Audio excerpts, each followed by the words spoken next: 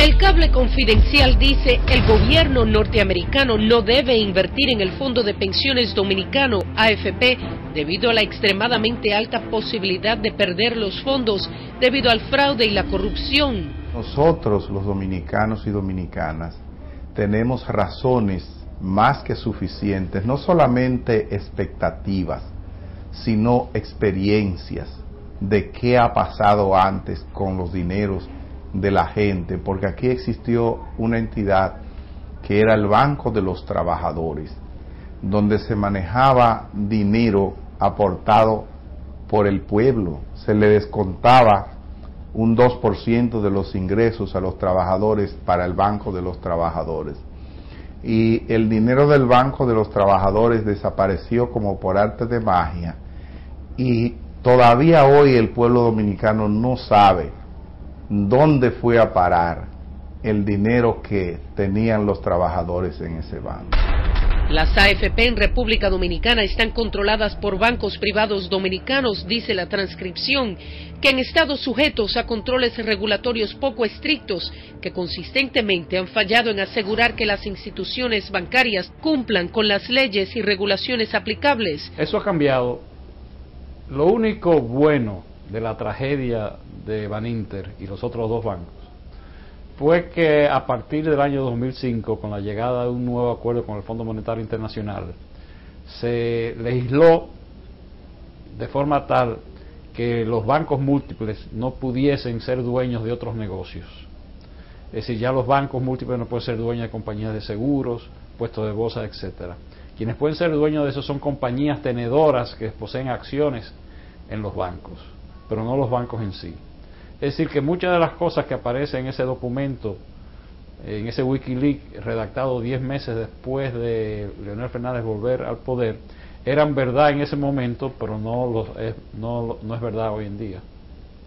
Las regulaciones sobre los bancos ahora son muy estrictas, de forma tal que la banca dominicana junto con la latinoamericana ha podido sobrevivir esta crisis internacional. Al explicar su preocupación sobre las AFP, el documento detalla que en general 4 entidades principales regulan el sector financiero dominicano: la Superintendencia de Bancos, la Superintendencia de Seguros, la Superintendencia de Valores y la Superintendencia de Pensiones. Los bancos controlan las AFP.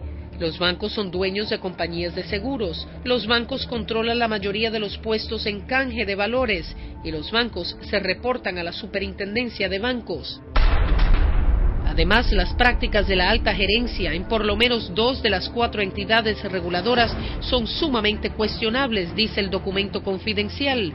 Tanto la Superintendencia de Pensiones como la Superintendencia de Valores han hecho propuestas públicas para invertir los fondos de las AFP en sectores o proyectos con problemas financieros. Las propuestas son inapropiadas en 2 niveles. Primero, no deben ser hechas por encargados de las autoridades supervisoras y reguladoras.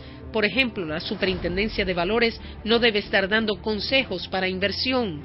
Segundo, aun si fuese apropiado hacer propuestas de este tipo, las propuestas mismas son malos riesgos financieros que reconocen hasta los inversionistas más novatos. Sí, ese documento se redacta antes de que el Fondo Monetario en el país establezca todos los nuevos reglamentos, en un momento en que habían sido sometidos a la justicia, pero no se habían iniciado los juicios contra los altos ejecutivos de los bancos que quebraron fraudulentamente, en un ambiente que se pensaba que no iba a poder someter a la justicia a estos banqueros por su enorme influencia política y económica, y en un momento también en que las AFP apenas comenzaban a operar bajo ley. Entonces sí, existía el peligro en ese momento. La Superintendencia de Pensiones sugirió que los fondos de las AFP sean utilizados para ayudar a financiar el endeudado e ineficaz sector energético, por los largos apagones diarios en partes del país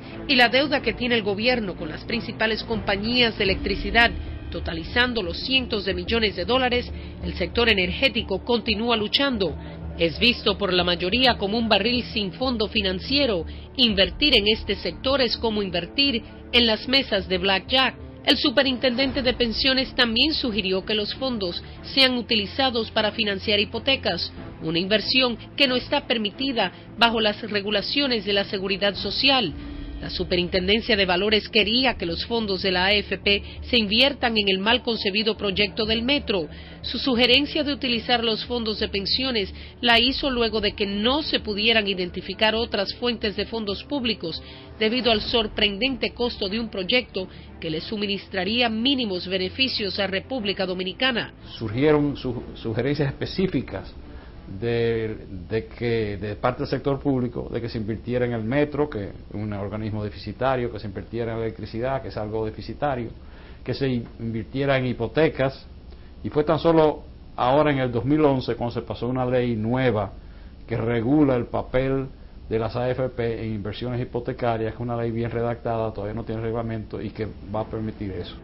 Afortunadamente, estas propuestas fueron rechazadas, sin embargo son claramente indicativas de que los superintendentes o no conocen su trabajo o utilizan sus posiciones para tratar de invertir inapropiadamente los fondos de las AFP en costosos y arriesgados proyectos. Lo importante es verlo en retrospectiva. Hoy en día, según estadísticas que vi esta mañana, al junio 30, el 38% de todos los recursos de las AFP están invertidos en obligaciones del Banco Central, el 30% en depósitos en bancos múltiples, el 11% en asociaciones de ahorro y préstamo, el 9% en bonos del Ministerio de Hacienda, en 5% en bonos del Banco de la Vivienda y apenas un 5% en obligaciones privadas como AES o la cervecería, etcétera.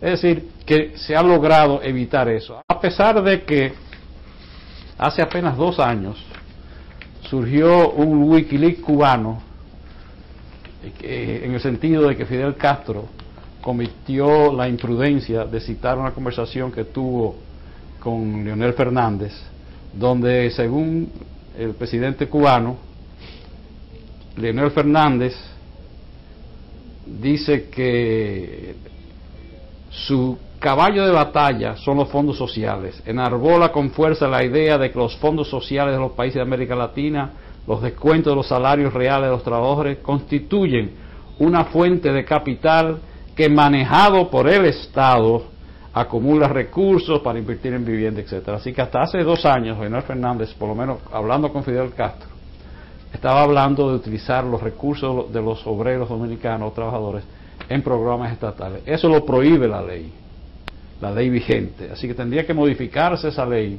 para que el Estado pudiera incurrir en esto. Entonces la preocupación de la Embajada Americana de ese entonces es que se hiciera eso.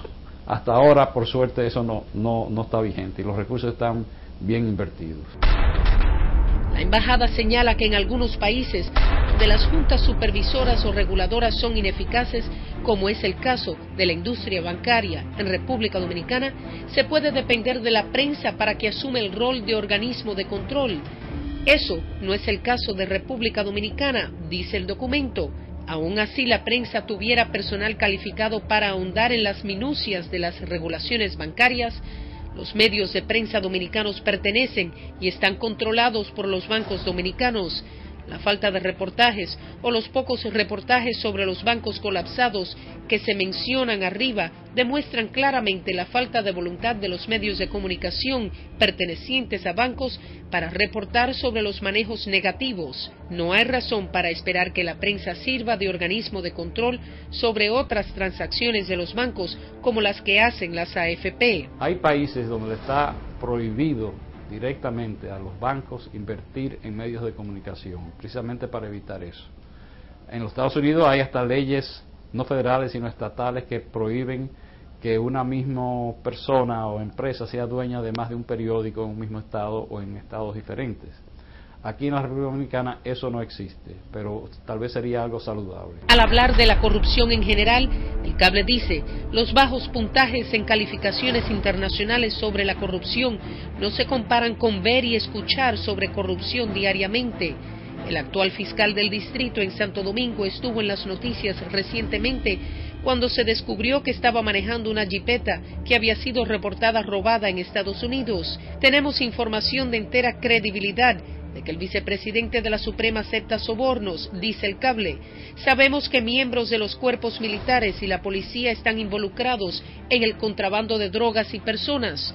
Solicitamos y recibimos la aprobación del Departamento de Estado para que se revoquen las visas de altos funcionarios del gobierno, incluyendo a nivel de gabinete. Este mensaje de la Embajada Americana del año 2005 enfatiza mucho la corrupción. Cuando dice que la corrupción es un modo de vida en la República Dominicana, realmente esa frase a mí me impactó, porque no deja de ser cierto. Es decir, sin corrupción aquí la cosa sería totalmente diferente. Es un modo de vida dentro del sector público, dentro del sector privado, en las relaciones entre el sector privado y el sector público, y hace referencia a corrupción dentro del sistema financiero, pero también hace alusión al sistema judicial, a los militares, a los funcionarios públicos.